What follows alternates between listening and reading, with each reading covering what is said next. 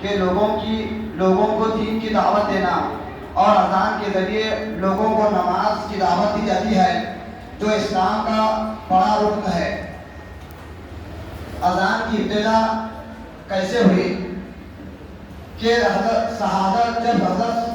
صحابہ رضی اللہ علیہ اجمعین کو جب علم ہو گیا کہ اذان کے لیے، نماز کے لیے لوگوں کو کس طرح بلایا جائے، لوگوں کو نماز کی کس طرح دعوت دی جائے، تو صحابہ کرام رضی اللہ علیہ اجمعین نے آپس میں مشورہ کیا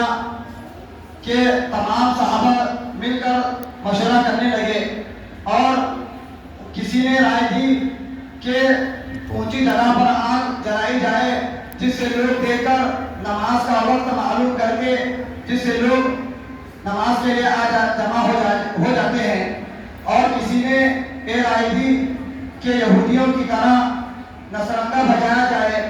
تو اللہ کے نبی صلی اللہ علیہ وسلم نے ان دونوں رائے کو ناپسند فرمایا یہودیت کی مشابہت ہونے کے لیے۔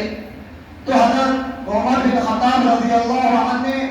اللہ کے نبی صلی اللہ علیہ وسلم کو یہ رائے دی کہ ایک آدمی کو مقرر کیا جائے جو نماز کے اوقات کے وقت الصلاۃ جامعۃ کے الفاظ کو پکارے اور لوگوں کو اس کے ذریعے اطلاع دی جائے۔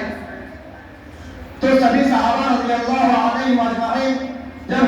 مشورہ مکمل ہو گیا تو تمام صحابہ جب رات کو آرام فرما رہے تھے تو حضرت عبداللہ بن زید عبد ربی کو خواب میں اذان کے کلمات دکھائے گئے، تو انہوں نے اللہ کے نبی صلی اللہ علیہ وسلم کو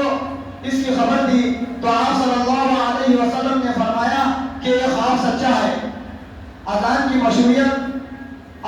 مشروعیت کب ہوئی؟ ہجرت کے پہلے سن 1 ہجری میں اذان کی مشروعیت ہوئی، اور اذان کی مشروعیت وحی کے ذریعے ہوئی ہے، اور اذان کے بارے میں بہت سے احادیث وارد ہوئے ہیں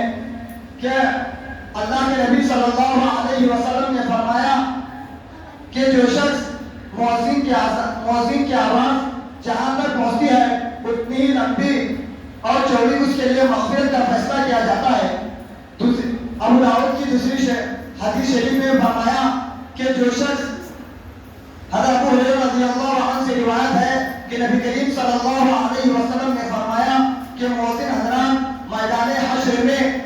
لمبی گردن والے ہوں گے۔ اور ابن ماجہ کی حدیث میں ہے کہ جو شخص 7 سال تک اذان دیتا ہے تو اللہ تبارک و تعالیٰ اس کے لیے جہنم سے خلاصی کا پروانہ مل جاتا ہے۔ اور ابن ماجہ کی دوسری حدیث میں ہے کہ جو شخص 12 سال تک اذان دیتا ہے تو اس کے لیے جنت میں داخلے کی بشارت دی جاتی ہے۔ اور